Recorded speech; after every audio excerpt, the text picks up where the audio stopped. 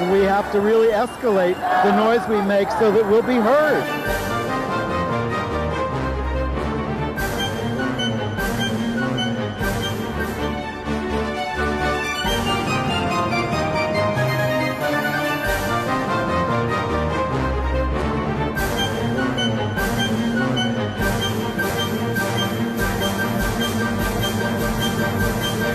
Welcome to Gay USA. I'm Andy Hum. I'm Ann Northrup. And in the news this week, I did not print out my headlines. I'm going to read them off here.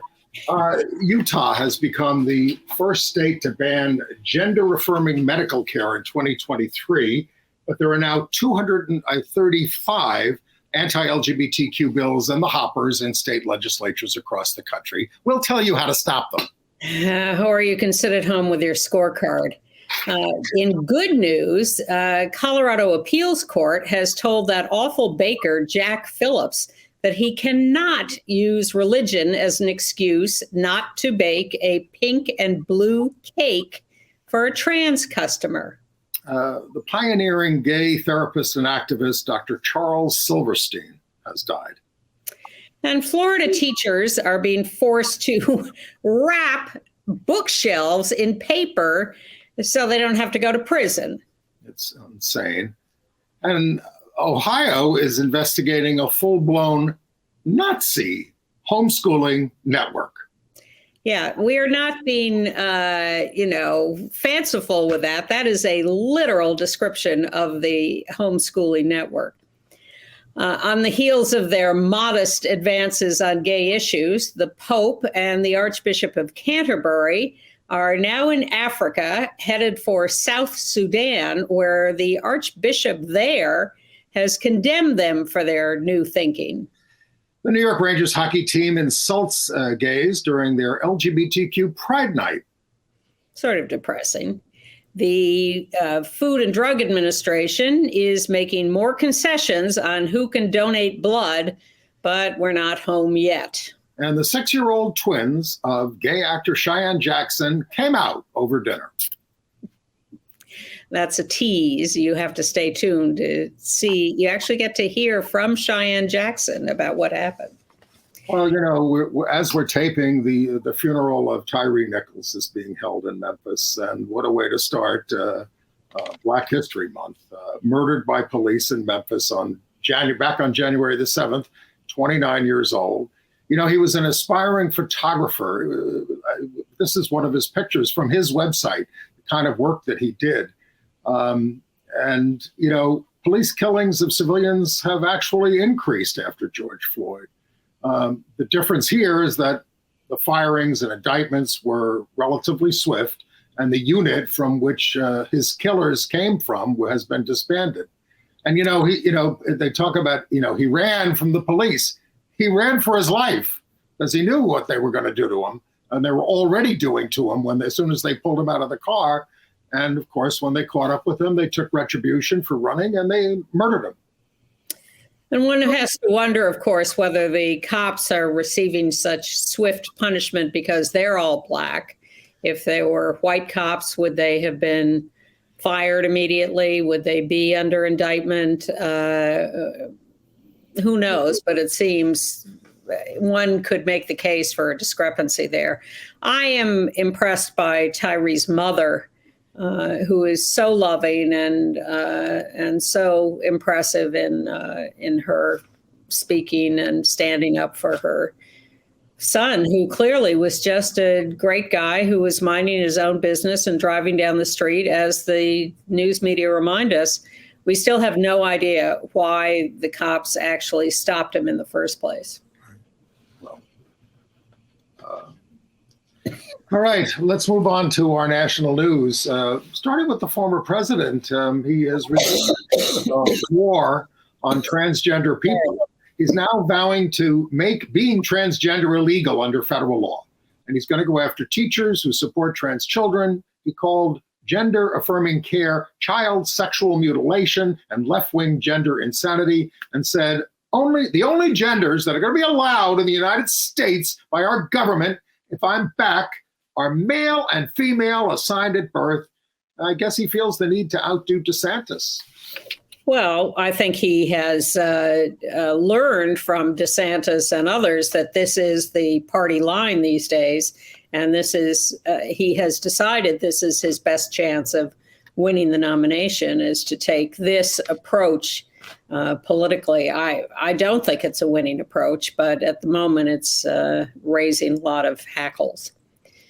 Well, it's a misunderstood issue. It doesn't poll particularly well, as we've learned this week, but it requires a lot of education, and they prey on people's ignorance.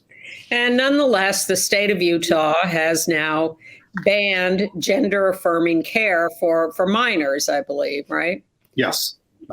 Yes, they have. The governor has signed the bill. Spencer Cox, this is a guy who vetoed an anti-trans bill last year and said it was, too much, but they overrode his veto. But he signed it this time. Yeah, probably because he was overridden last time. And like Trump, he is reading the tea leaves of where the Republican Party is headed at the moment. And of course, it's confusing for us because another Spencer Cox was a great AIDS activist years ago, the late Spencer Cox. So whenever I hear the name of the governor of Utah, it's a little jarring. 18 states are considering similar bills. Cox said more research is needed on the long-term consequences of treatment, but we know the consequences of not treating the young people, including suicidality. How about that? We also, and there's a new study I'm about to mention in a moment, but I just want to point out that these bills do the same thing that they've been doing for years. The headline is, no surgery for people under 18. Well, no one's doing surgery for people under 18, but then they slip in no hormone therapy, no puberty blockers, no social transition, no nothing. Right. And that is where the real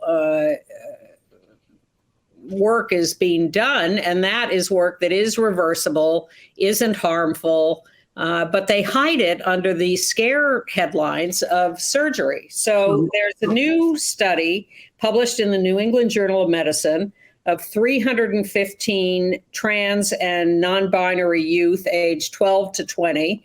And what they found is that hormone therapy drastically improves the mental health of these young people, especially trans males. Female to male trans people are vastly improved in their mental health by hormone therapy. In part because trans females still get attacked a lot as, standing out and inappropriate, but trans males transition more easily, and their mental health really is helped by hormone therapy. Nevertheless, there are at last count about 235 anti-LGBTQ bills in state legislatures. Now, the ACLU has an interactive map on its website, aclu.org, and we'll provide the direct link in our email. If you go to KUSATV.org and sign up for that, you'll get these things. But they're not all coming from red states.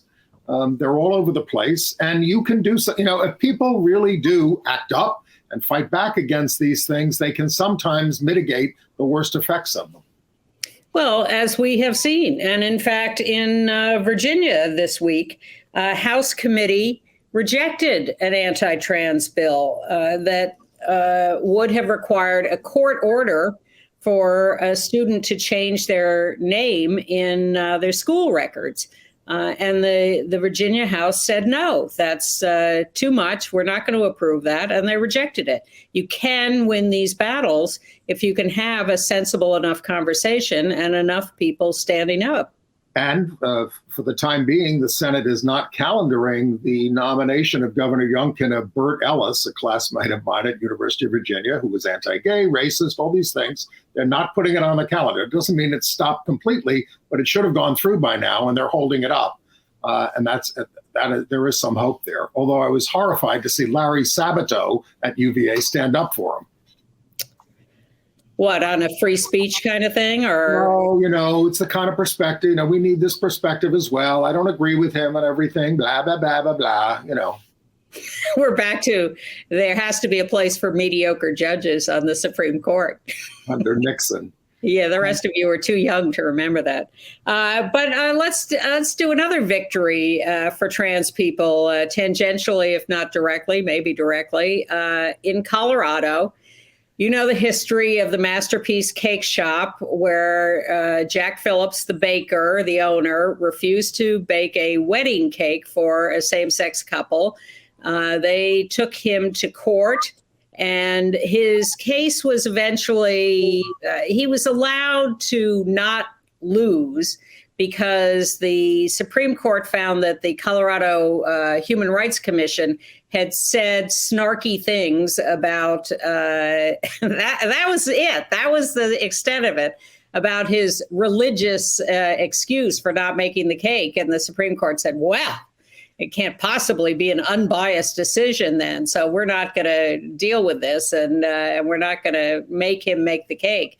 And it's since been described as a big win for the cake shop, which it was not. It was just a technicality. So a trans woman went into the cake shop. She wanted to clear all this up and challenge him on slightly different grounds. So she went in and she asked him to bake a pink and blue cake.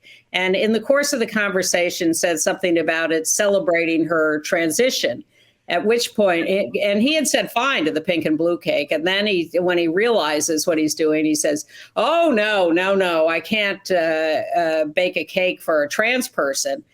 Bingo, lawsuit. And the Colorado Court of Appeals has now ruled that that is illegal discrimination on the basis of gender identity. They said that making the cake is not inherently expressive, and that any message or symbolism it provides to an observer would not be attributed to the baker. I suspect this is not the last we'll hear of this, that he will attempt to take this up to the Supreme Court for a real decision on his religious freedom to bake or not bake any cake he wants. But it was a very solid decision from the Colorado Court of Appeals. One of my favorite stories of the week comes from Nebraska. In response to a bill banning drag shows for under 19s, a Democratic Senator, Megan Hunt, introduced an amendment to that, imposing a $10,000 fine for any organization that hosts a religious indoctrination camp for anyone under 19, citing the well-documented history of indoctrination and sexual abuse perpetrated by religious leaders on children. She said she knows it's not going to get to the floor. She'd vote against it herself, she said, if it did. But it makes a point that where's the indoctrination going on? Look what they put me through in Catholic school. Exactly. Yeah, I wanted to nominate her for our Hero of the Week. And I really applaud her for having the guts to stand up and propose that amendment, which you're right for. The right wing is trying to stop Joe Biden's nominee for the FCC, Federal Communications Commission, Gigi Sohn. That's her on the left there with her wife, Laura, because she's on the board of a widely respected Electronic Frontier Foundation, which has opposed SESTA and FOSTA and the Trump bill against online sex work. Now, Sohn is a distinguished fellow at Georgetown Law Institute for Technology Law and is a former counselor to the FCC chair. And if confirmed, she would be the first out LGBTQ commissioner. So hold strong, Democrats. Well, the cable companies are against her because she's in favor of net neutrality, which would force them to charge the same rates to everyone applying for use of their technology, instead of having tiers of some people being charged more than others and having their access slowed down along the way. The more liberal nonprofit organizations would be the ones hurt by that. And she also wants, greater broadband access to poor or rural areas around the country. And they don't like that either because it costs them more to expand broadband access beyond heavily populated areas. So that's the real agenda here. And they're fighting tooth and nail not to have her confirmed. A couple of George Santos updates. It's 78% of his constituents now want him to step down. A bunch of ex-boyfriends have come forward and said how awful he was. Obviously, McCarthy said you're going to step down from your committees until this is resolved. And he's in terrible financial straits, trouble with all the lies that he's told on his financial forms. So that's where it is, and I think he's very close to getting indicted. Yes, I think he's almost out the door. But there's a hidden agenda on the committee recusals too, which actually was admitted by Marjorie Taylor Greene, which is that this is about getting the Republicans out of the way of being accused of hypocrisy for trying to get Ilhan Omar off the Foreign Affairs Committee.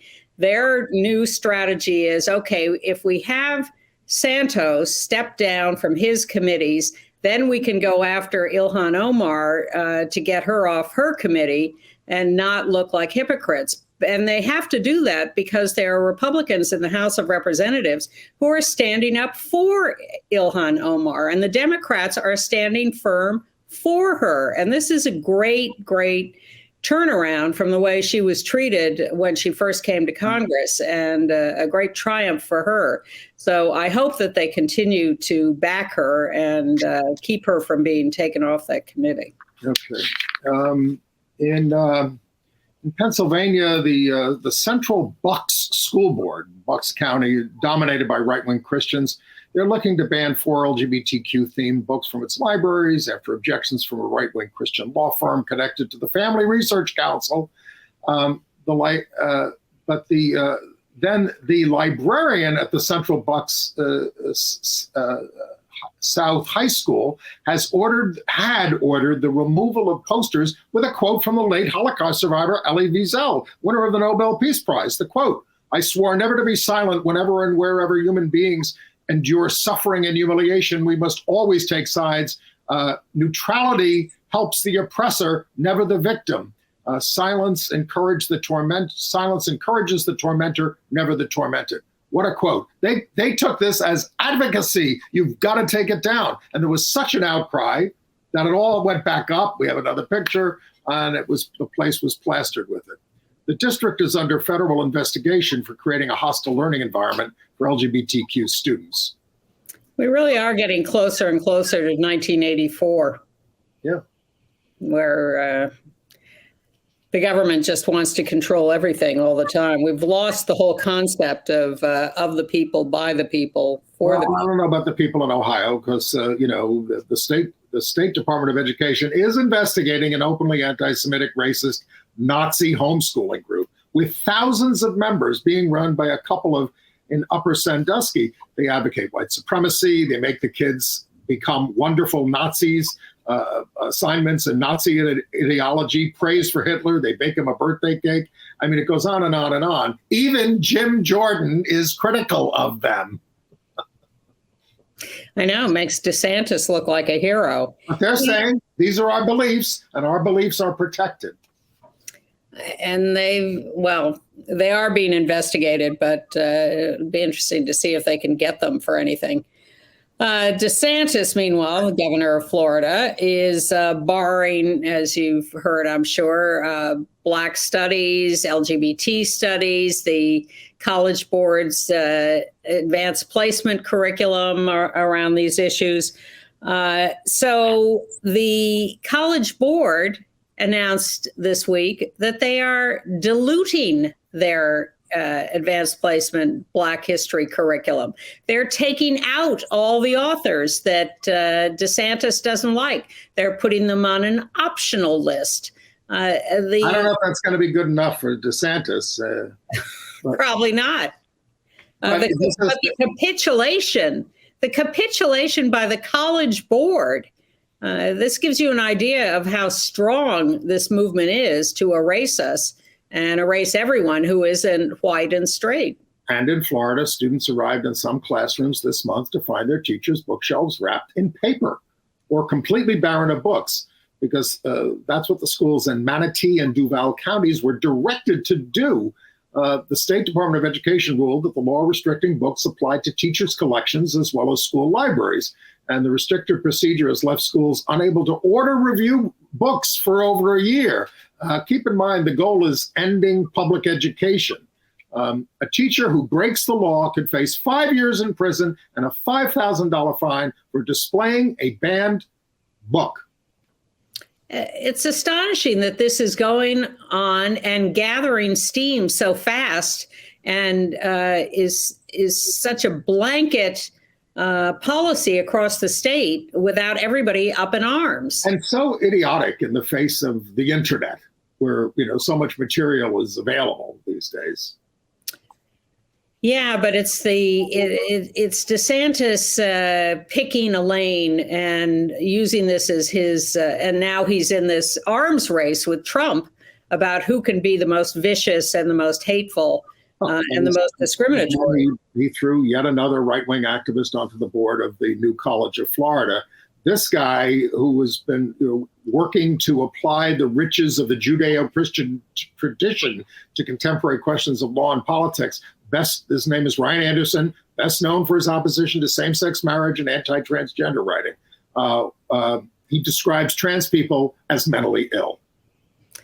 He's been a right-wing radical for many years. He's on the board now of this formerly very liberal college. And he's not the only one. I think Christopher Rufo is on the board there, and others. They're just trying to turn this college into a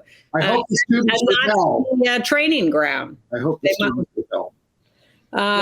And the offshoot of something like this is what we hear from Orlando, where a couple of gay bars were attacked, had their windows smashed. They've got some overnight surveillance cameras on it, but the guy who did it is all in, hoodie, sweatshirt, and everything. You can't. He threw a Molotov cocktail at these windows. What does Governor DeSantis have to say about it? Nothing. Governor Gretchen Whitmer in Michigan, however, in her State of the State, called out Ohio and Indiana for restricting LGBTQ and reproductive rights, saying, "Hey, bigotry is bad for business. Come to Michigan, where we're going to liberalize these laws, and we will fight for your freedom." Well, and then it trickles down to Pride nights at NHL hockey games. First, last week, we had a member of the Philadelphia Flyers who refused to participate in the Pride night warm up in a rainbow shirt. And that was just one guy. And we sort of thought, oh, OK, that's no big deal. Well, this week, it's the entire New York Rangers team refusing to participate. Well, they said they didn't talk about it, so it must have been directed from elsewhere. The players said we didn't know anything about it, OK. So it's probably Dolan, the Madison Square Garden owner, who's using facial recognition cameras to keep his enemies out of Madison Square Garden. Well, New York City Pride was there dropping the puck and everything, and they did do some. But he's, Andre, our friend Andre from there, Thomas, said that this was a slight. We were not informed, and with major disappointment. We were told what was going to happen, and it didn't happen. And a more minor league hockey player for the Peoria team has been fired because he tweeted out such hateful messages about these incidents at Pride nights, and he's off the team now. And we want you to pay attention to the election for Supreme Court in Wisconsin, which will decide the balance of the court.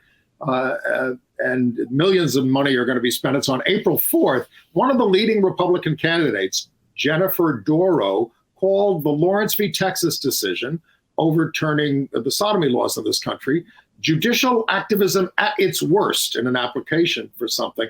The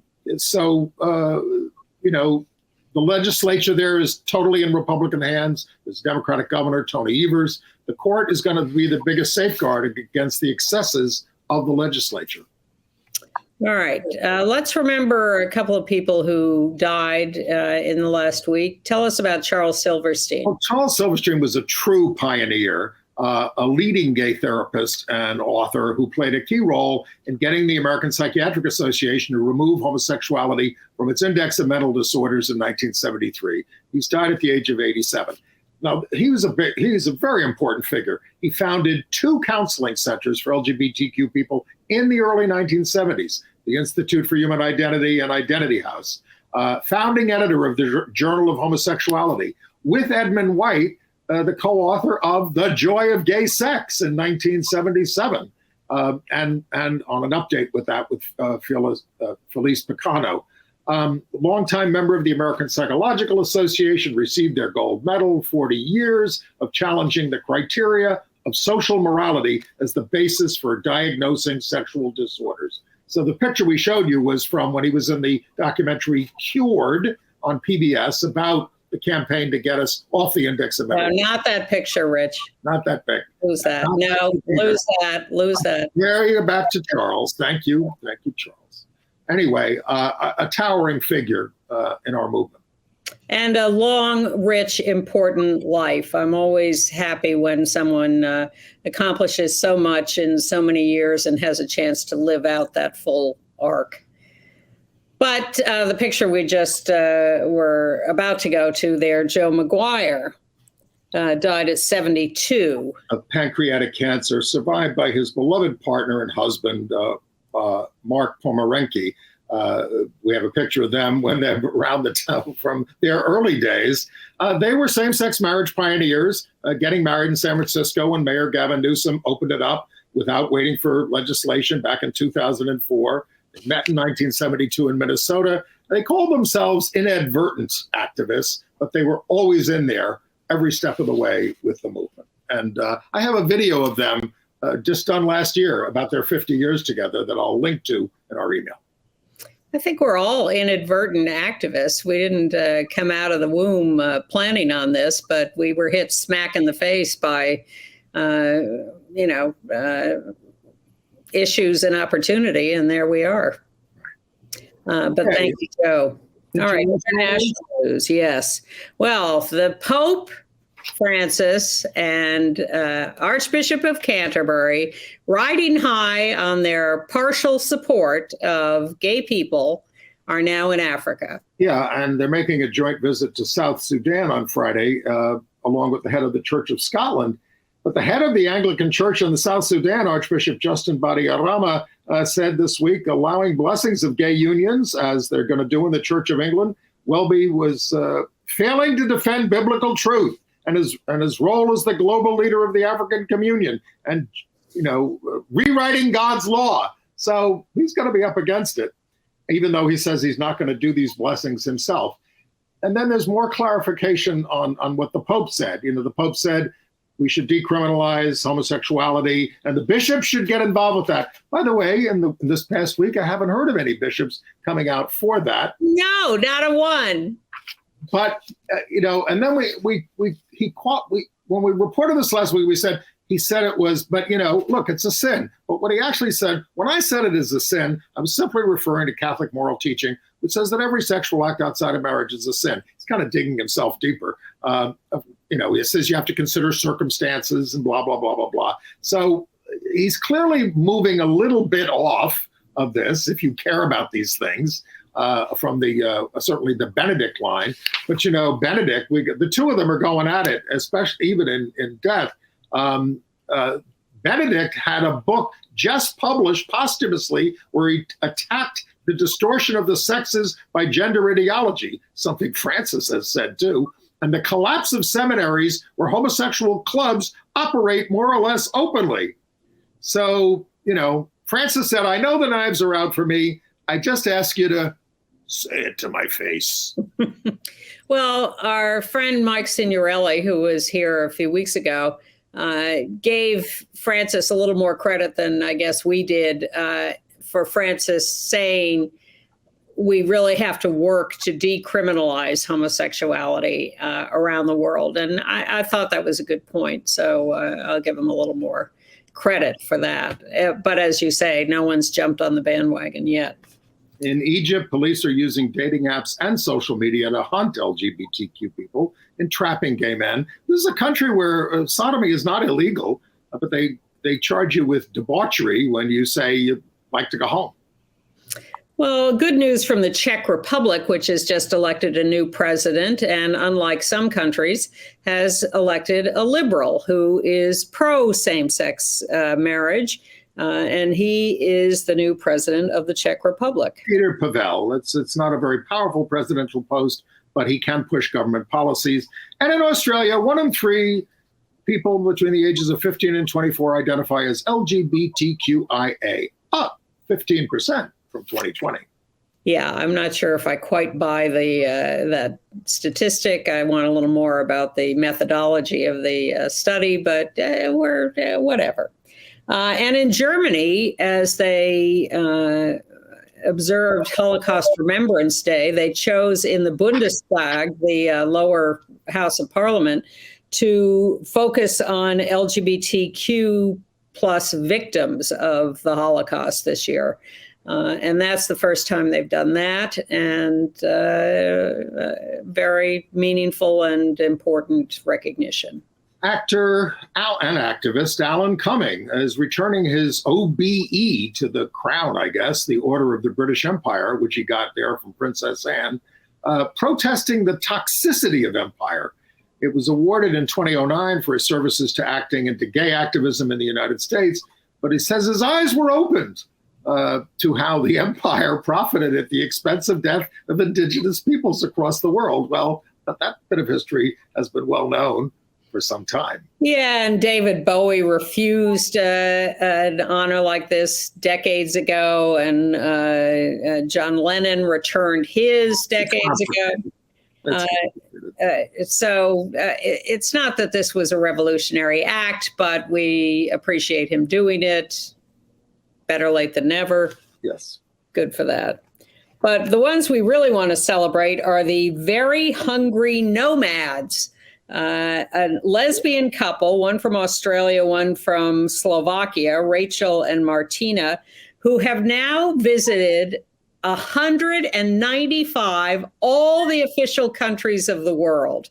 I think we have time to show the little video of them traveling around. It has been 1,685 days since we left on a journey to visit every country in the world. Why? We wanted to add more women to the very small list of people who have done it, to inspire others and show that the world is a much better place than we believe. This is our journey. We started with a bang in North Korea and indulged in way too many sweets in Iraq, and even visited Afghanistan before the Taliban takeover. We saw the famous tannery in Morocco, admired the beautiful doors of Tunisia, and explored the colourful Burkina Faso in Africa.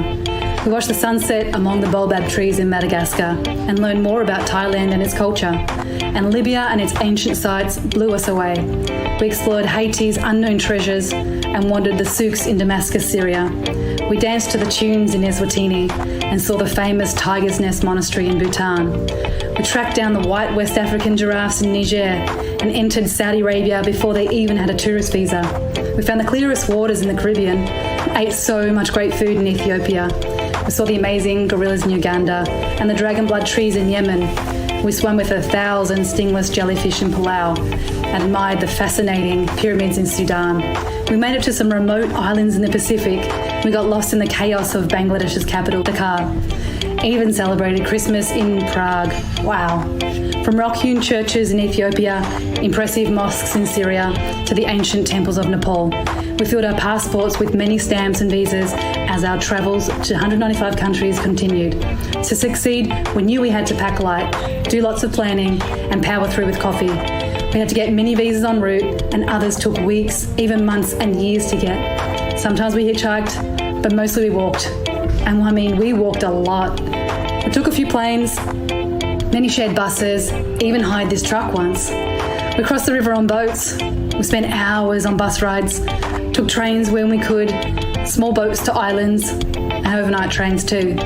We took some tiny planes with turbulence, shared taxis with locals, as well as pickup trucks. Sometimes a motorcycle was the only transport. Other times we shared the front seat in the car. Of course we rode a tuk-tuk or a tiny rickshaw. But truly, this was the only upgrade, front seat in a Cessna aircraft. But all this was really part of one epic journey to travel to the world on a budget.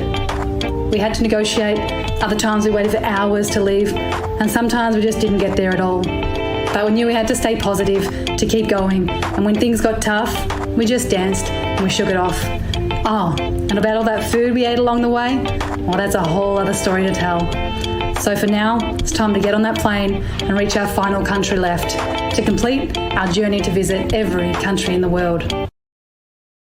Amazing. And they are a lesbian couple. They did not always reveal themselves to be such in countries that, criminalize it, but they managed to get to every single country in the world. Wow. Congratulations. And not in big private jets. Okay. All right. Moving on. AIDS news? Yeah. Well, the big news is that the FDA is moving to allow select monogamous gay men to donate blood, still barring any who have had multiple partners in the last 3 months or anal sex in the last 3 months. HIV negative people who have had multiple partners and engage only in vaginal sex will be eligible to donate blood. People living with HIV still barred. FDA says they're removing gender-specific barriers, but people on PrEP or PEP orally are barred for 3 months. If you take a PrEP injection, you're barred for 2 years. They say that it may delay detection of HIV in blood screenings. So, our local public official, Brad Holman-Sigel, said it still stigmatizes gay men. There's a 30 or 60-day, I think, comment period on this. 60-day comment period. They're just manipulating it. They're still putting in, ways that they can disqualify gay men. So is it a little better? Is it tweaked? I guess so, but it's not a pure system. And when you're making distinctions between anal and vaginal sex, you're trying to make it easier for yourself, because they're not willing to just test everybody, or they test all the blood that's donated. Right. But they want to still find ways to cut down the number of people that they disqualify, and they want those to be mostly gay men. Because they need blood. They're running short. Now, there is something on the horizon, some new technology of something that's going to neutralize HIV in blood parts, plasma and platelets, and that may further make it easier, but it's inch by inch. By the way, they've declared an end to the monkeypox emergency, but Black, Indigenous, people of color still at higher risk for it. They have found out that the vaccine is safe and effective. So please, if you haven't gotten it, it might be a good idea still to get it. If you qualify based on your behavior. Yes, exactly. All right, entertainment news. Well, the HBO series The Last of Us, which takes place 20 years after modern civilization has been destroyed, is now drawing almost as many viewers as The Sopranos and more than Sex and the City. And episode 3, which is this picture is from, featured 2 men who find each other. That's Out Murray Bartlett on the right there from the first season of White Lotus, and earlier from the gay series Looking and the reboot of Tales of the City, and Nick Offerman of Parks and Recreation fame, not gay, but married to Megan Mullally. So I don't want to give too much away about this episode, but I and others who I know watched it were profoundly moved. I watched it. It's available on demand. You don't have to, if you have HBO, you can watch it anytime. It was interesting. I liked it. Profoundly moved, I would say I was not, but I think I prefer The Leftovers on HBO a few years ago. Same kind of idea. But yeah, it was lovely. Lovely. Yeah. The NBC series Quantum Leap features a trans theme on Monday, February 6th, Let Them Play, about a family in 2012 seeking to help their trans daughter play on her high school basketball team. Not sure how it's going to be handled, but thanks to Shep Wannon, our viewer, for the tip. And happy birthday. I didn't get that note from Shep.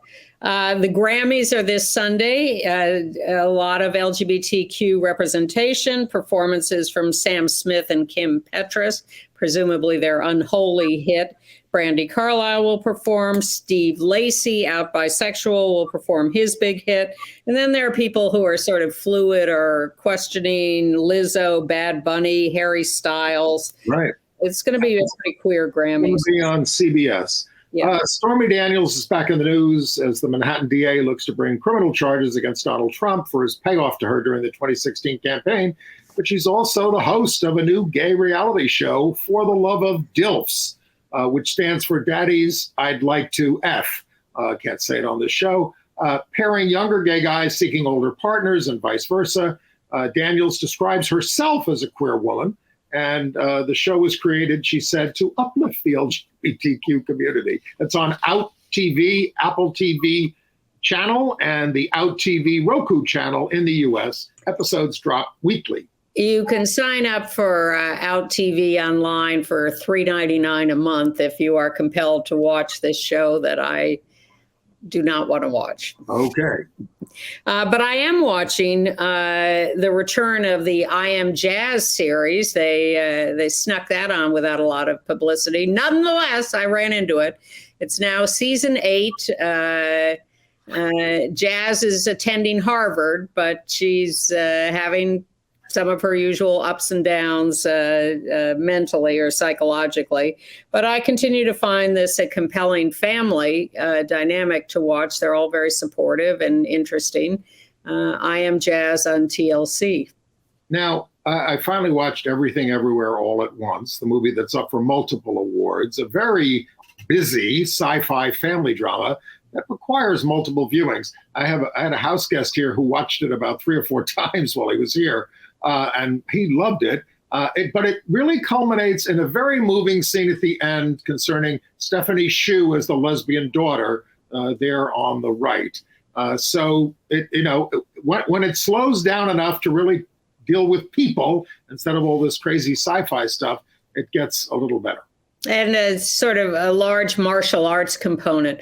I found it admirable, but not moving until that last scene. So I don't know whether to tell people to give it a try or not. I sort of found myself trying to get through it and tolerating it for a lot of it. But it is intellectually interesting. But and I really, really want Michelle Yeoh to win Best Actress. Okay. Really, because I do not want Cate Blanchett. Okay, we know your feelings. Yes. Well, Michelle Yeoh is my choice. You remember from Crouching Tiger, Hidden Dragon, and a million other things. She's fantastic, and she's fantastic in this. So, and Sam Smith is fantastic. They reflected in People magazine about their journey since coming out as non-binary in 2019. Says that now in their personal life, there is not one negative. Love life is better. I feel lovable. Sam says that this is who they've been, but does not get, always been rather, but does get hate elements from the public sometimes, including getting spit on in the street, they said. Says it can be exhausting, especially in England. Smith's 4th studio album, Gloria, was just released. I can sing freely again, Smith said, and we're going to link to their new hit. Well, and you can see them on the Grammys Sunday night. The distinction was my family's great, the public, when I'm out in public, not always so much. But interesting to hear from. But trying to work on some of that is Taylor Swift, the queen of all entertainment. She did a music video for her new song Lavender Haze, and cast as her love interest in the video a trans model, trans man Laith Ashley. As her romantic partner. She also wrote it and directed it, and she said it was a magical experience, and that Ashley said it was a magical experience, and that representation matters.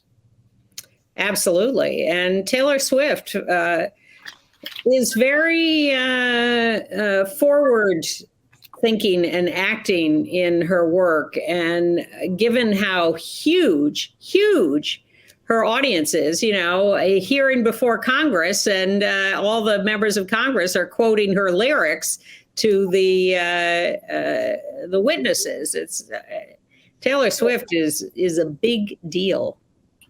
Star of stage, screen, and screens large and small, out actor Cheyenne Jackson had an experience with his 6-year-old twins this week, and we're going to let him tell the story. Hi, everybody. I wanted to share something recently that happened. A big night in our family, big night for any parent. Our kids came out as straight. We were eating dinner, and out of the blue, Willow says, "I don't think I'm gay."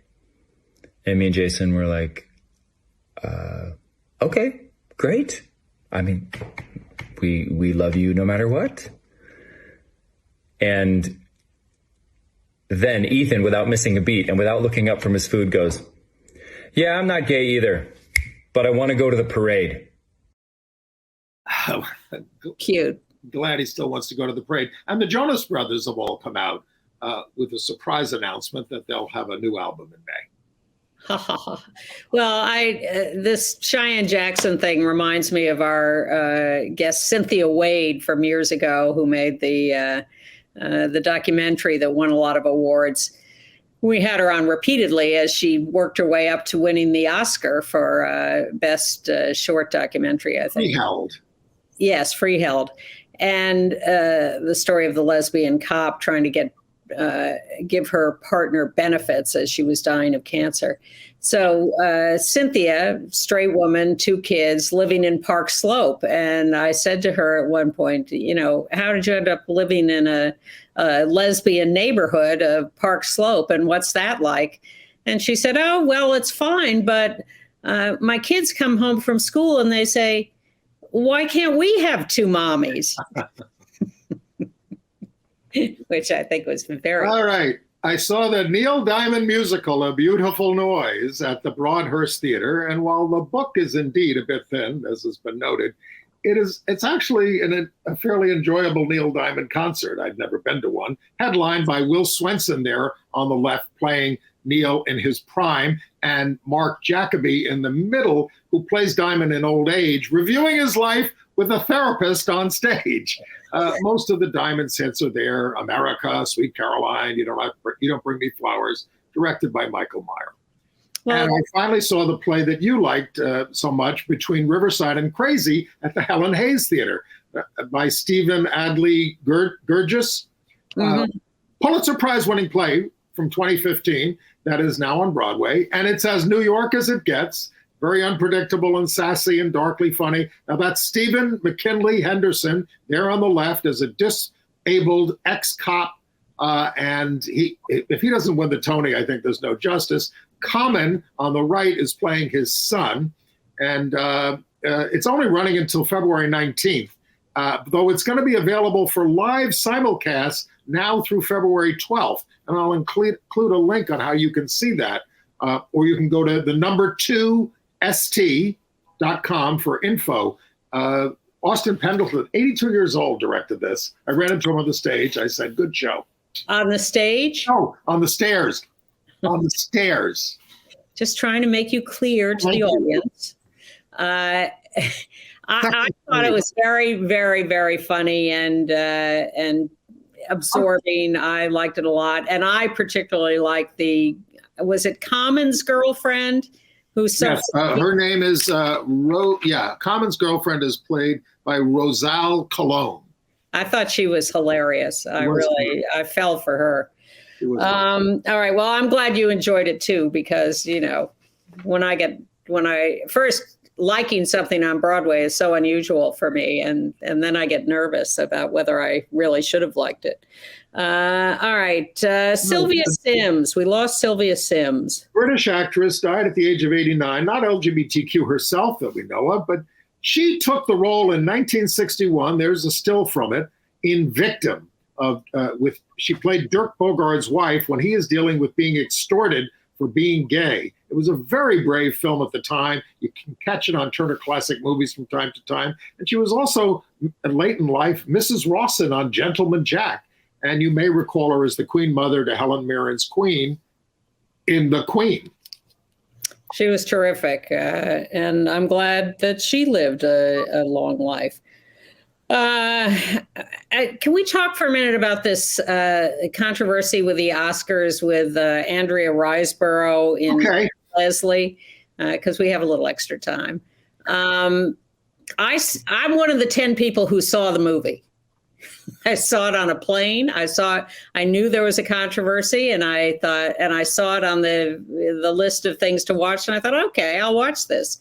I thought it was a fine performance, but it was one of those performances they so often reward. That's sort of a trick, like Charlize Theron plays ugly and messy and a murderer, so they give her an award for that.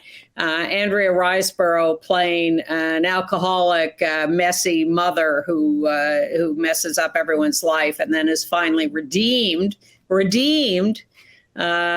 is now nominated and lauded as this brilliant, unique performance. Well, I didn't think it was so necessarily unique. I'm not in favor of her winning the Oscar. I want Michelle Yeoh to win the Oscar. You want who to win? Michelle Yeoh. Oh, right. Oh, this is for best actress. Yes. Now, the Academy investigated this because the whole point was, had she gotten inappropriate support from other actors in campaigning for this nomination? And the real tragedy and scandal here is that this campaign to get her nominated cut out a couple of Black actresses who were expected to be nominated, Viola Davis and Danielle Deadwyler from Till. Emmett Till. She played the mother of Emmett Till. Right. I have not seen either of those movies, but they have been getting a lot of support for months for those roles. And suddenly they're not nominated, either one of them, because Andrea Riseborough is. Well, look, I mean, all these award shows, and I don't want to, minimize, we talk about them a lot, but they're trade shows. They are. And, the company, the major studios used to basically pick the winners and say, we're all going to vote for this one. And that's what it is. It's not, how does this amount to high artistic achievement? It's true, but it has become symbolic now of so much, particularly racial progress in this country. In the last 10, 15 years, that has become one of the most important ways to evaluate these. Well, we got 2 Black quarterbacks in the Super Bowl, and you did pretty well in the pool. I did. I stumbled into a situation where, depending on the outcome of the game, I will either be tied for first or tied for second. And here's the big moral question there. I could contact these are different people I would be tied with in these games. Do I contact them now and say, let's agree to just add up the, first and second place and split it evenly, or second and third and split it even, or do we go to the tiebreaker? I'm for holding out for the win, because I did that once about, adding and splitting, and I felt bad afterwards because I would have won. So I'm holding out. Well, Ann, take us to the ceremony that you went through this week. Well, that was a little humbling, let's put it that way. I could also say embarrassing, but it was very sweet. The Reverend Billy of the Church of Stop Shopping, there he is on the left there, who is a big activist in the city of New York on many issues, including our issues, basically canonized you this week, made you a saint. Well, this is something the Church of Stop Shopping does regularly. They take an activist and beatify them or canonize them, or whatever the term is. You would know better than I. And Billy and the Church of Stop Shopping are famous for their demonstrations over the years, where that's a choir that was sitting on the floor around me, who sing beautifully. And Billy and the choir will go into some retail establishment, some department store or other establishment, and they will start singing about the evils of consumerism. They make quite a spectacle of themselves. They have great values, and this is their main thing, is about the destruction of the earth. That's why there's that big picture of the earth behind us. And they're very dedicated to that. And his sermon this week was about that. And the choir sings about that. So they asked me to be the designated saint for the week. And I, with a little hesitation, agreed, and was very moved by the ceremony and by the people who showed up for this, because they do a lot of outreach to bring people in. Here's what flattered me. Taylor Mack showed up for this ceremony. Yes. And Mo Angelus of the Five Lesbian Brothers, and Linda Chapman, and Lola Peshelinski, and Melanie Joseph, and the inestimable Jackie Rudin. That picture was taken by Donna Aceto, who is just a fantastic primary photographer of the movement here in New York. When I was in college, the college parish, Catholic parish, on All Saints Day, the pastor would just have the names of good people read out, basically, including Martin Luther King and people like that. And he got in trouble with the bishop over this because they weren't officially canonized. But that's what they did. That's what they did. Well, no one was getting in trouble on Sunday, but Billy did point out that they have a blackboard on the back of the room that lists all the trans women and men who have been killed in the last year. Martyred.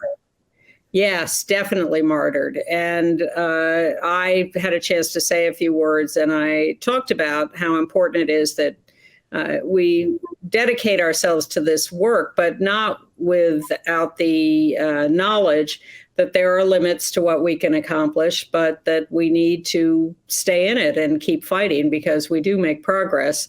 But there is a lot out there to really discourage us along the way. Oh, but that's what everybody listening to us right now, that's why you tune in, I imagine, is because you want to know what you can do. And again, go to the ACLU.org and read what's going on in your states on all this kind of legislation.